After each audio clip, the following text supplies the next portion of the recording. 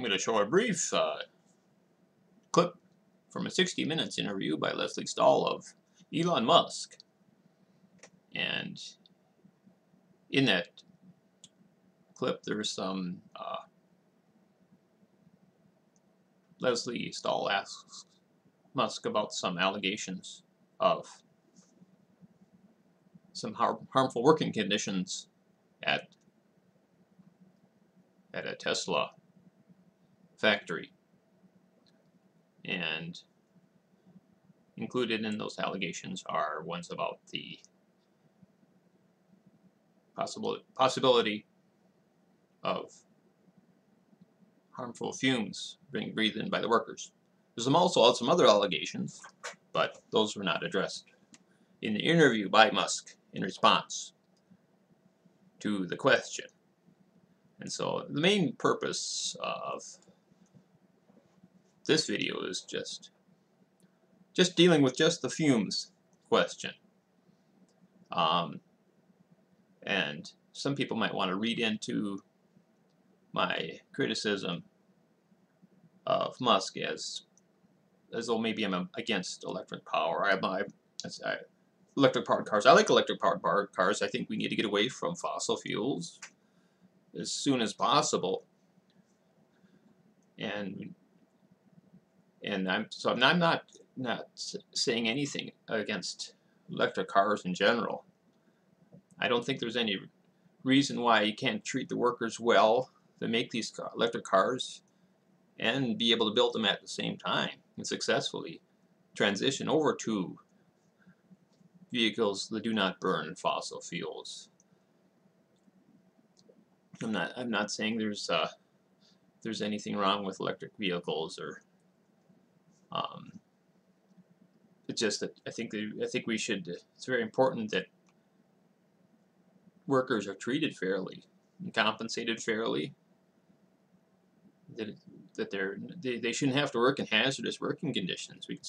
Electric cars can still be made and have safeguards in place to make sure the workers are treated decently and aren't exposed to hazardous conditions.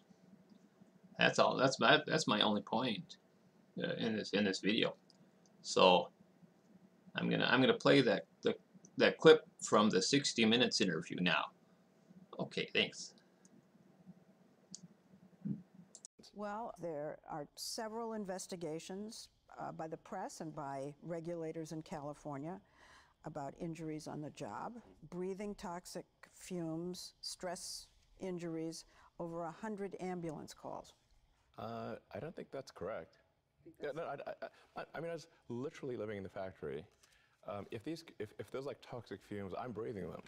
Okay. Now you saw that clip of Elon Musk and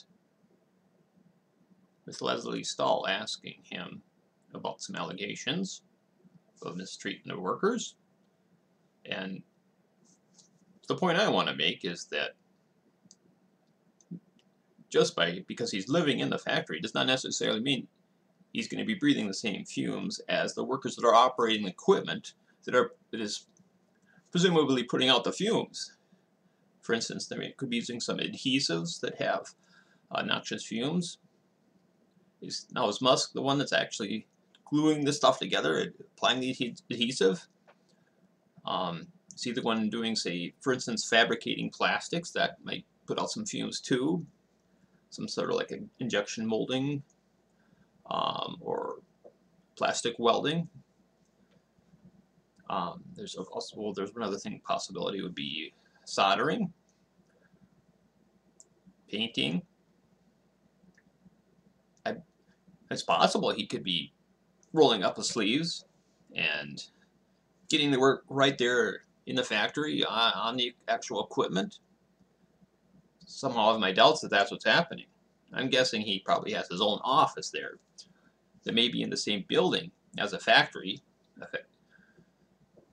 Often factories have an office space, but usually if they're getting any of the fumes put out by the equipment, it's going to be highly diluted by the time it gets to the factory office. So just because he's maybe actually literally living in the office, I mean, literally living in the factory, does not necessarily mean he's going to be breathing the same fumes, or more importantly, the same concentration of the fumes that the rank and file workers at the factory are going to be breathing in.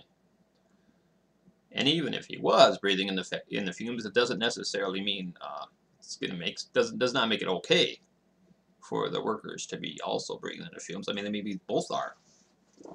Just because he is would not make it mean that the workers are not also. It could be both be the case, both the workers and Musk. I think that people like Musk, these billionaires, executives, that are very focused to be generous, to the point where they have a sort of tunnel vision and they have a goal that their vision is directed at, and everything else outside of that vision is merely either going to help them reach that goal or be an obstacle. And if it's the if treating their workers well and making sure they have safe working conditions is an obstacle to that goal, then that's a problem. Or if they're maybe not paying them well and having some perhaps more dangerous working conditions helps the billionaire reach those goals, is seen as then that's what they're going to want to do. They're going to just cut corners if they can get away with it.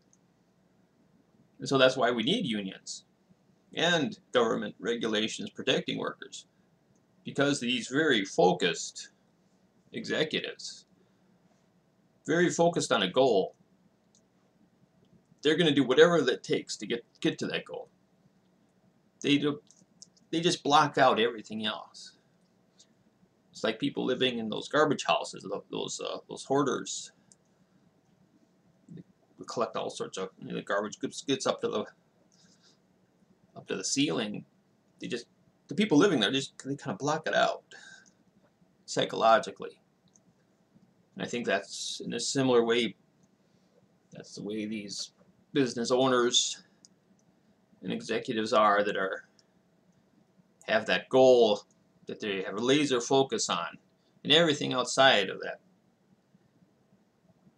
is just blocked out. Any workers that are having a hard time, it just disappears to them. They don't see it.